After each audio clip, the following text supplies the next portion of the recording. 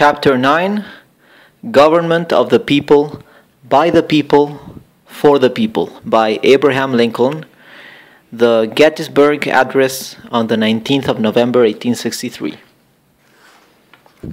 Abraham Lincoln, born on the 12th of February, 1809, in rural Kentucky. His family later moved to Indiana. He was largely self-taught, moved to Illinois in 1831, where he became an unsuccessful storekeeper, postmaster, surveyor, and learned law, which he practiced. He served as member of the Illinois House of Representatives as a Whig from 1834 through 1842. He was elected to Congress in 1854 and became a leading light of the new anti-slavery Republican Party. When elected U.S. President in 1860, 7 southern states seceded to create the Confederacy, and the attack by Confederate forces on Fort Sumter, 1861. And there began the American Civil War. Lincoln imposed a blockade against the South and proved ruthless in removing inefficient Union generals. The emancipation of slaves became part of the Union strategy as reflected in Lincoln's Emancipation Proclamations enacted in 1863. His Gettysburg Address on 1863 summarized Union war aims. He won re-election on a landslide vote in 1864. He was assassinated by the actor John Wilkes Booth on 14th of April, 1865, while attending a theater performance.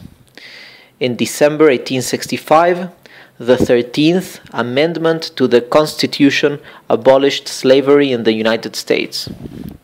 For President Abraham Lincoln, and for the policies and principles that he stood for, the year 1863 was momentous.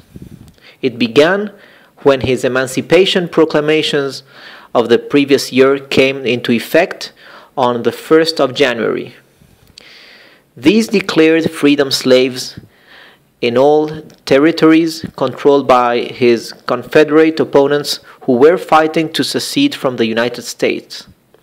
11 months later, on the 19th November, Lincoln gave an address dedicating a war cemetery for his fallen soldiers. In between, and the pretext for his November speech, came the Pennsylvania battle that altered the course of the war and the future of the United States, Gettysburg. By mid-1863, the American Civil War was over 2 years old, but the main fighting had begun only in the spring of 1862. The outnumbered and out-resourced Confederate forces had benefited from the superior leadership of the likes of General Robert E. Lee and Thomas Stonewall Jackson. They had managed to turn back Union invasions of Virginia and take the battle into Kentucky and Maryland, slave-owning states which had not seceded. Although the Battle of Antietam in Maryland on the 17th of September 1862 had temporarily stopped Lee's northern advance, by June 1863 his forces were invading Pennsylvania. In fields outside the town of Gettysburg, on the 1st through the 3rd of July, the Confederate Army clashed with General George Meade's Army of the Potomac. The casualties, as many as 51,000, were divided almost equally between the two sides, but Meade's forces prevailed and Lee was forced to begin his retreat back to Virginia. The next day, the Confederate war effort in the Southwest received a fatal blow as the fortress of Vicksburg on the Mississippi fell to the Union's own military genius, Ulysses S. Grant, giving control of the mighty river to the Union side. Although the Civil War would play out for a further 2 years, after Gettysburg and the Vicksburg, the Southern rebels were on the back foot, and Gettysburg played a significant role in convincing foreign nations, notably Britain, to which the Confederacy was looking for material and diplomatic support, that Southern secession had little realistic chance of ultimate success. On the 9th of April, 1865, Lee surrendered his army, and in June the last Confederate fighters made peace. In the aftermath of Gettysburg, local residents prompted the state authorities to help purchase part of the battlefield as a final resting place for the Union dead, whose bodies lay scattered in various unmarked graves. While work on gathering the remains of the fallen continued, President Lincoln himself arrived at the site on the 19th of November 1863 to dedicate a portion of that field as a final resting place for those who here gave their lives, soldiers whom the world would never forget. In an address lasting little more than 2 minutes, Lincoln defined the war as a test of whether a nation conceived in liberty and dedicated to the proposition that all men are created equal could survive. The struggle now was for a new birth of freedom, for the survival of government of the people, by the people, for the people. In a deft way, Lincoln honored the dead, but also demonstrated the extent to which the war was now not just about preserving the Union, but also about individual rights, which meant inevitably about the emancipation of slaves.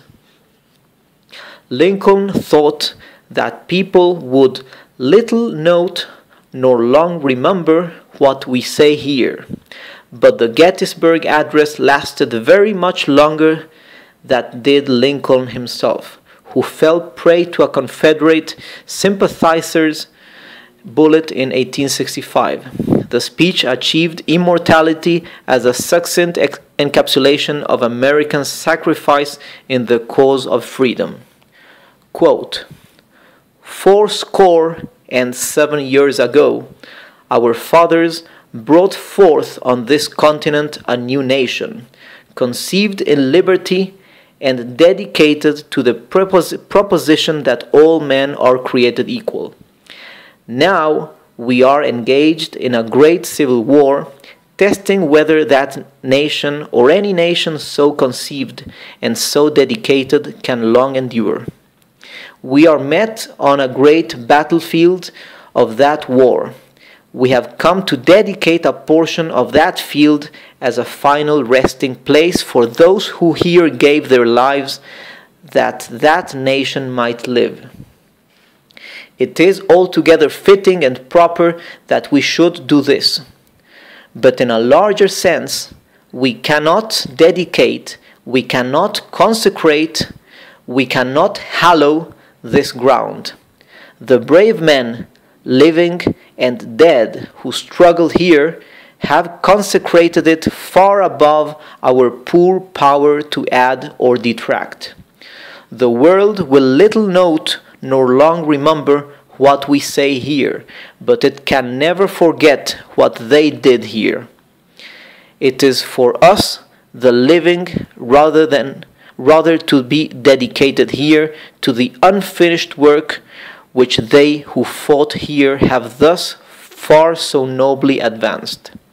It is rather for us to be here dedicated to the great task remaining before us, that from these honored dead we take increased devotion to that cause for which they gave the last full measure of devotion, that we here highly resolve that these dead shall not have died in vain, that this nation under God shall have a new birth of freedom, and that government of the people, by the people, for the people, shall not perish from earth.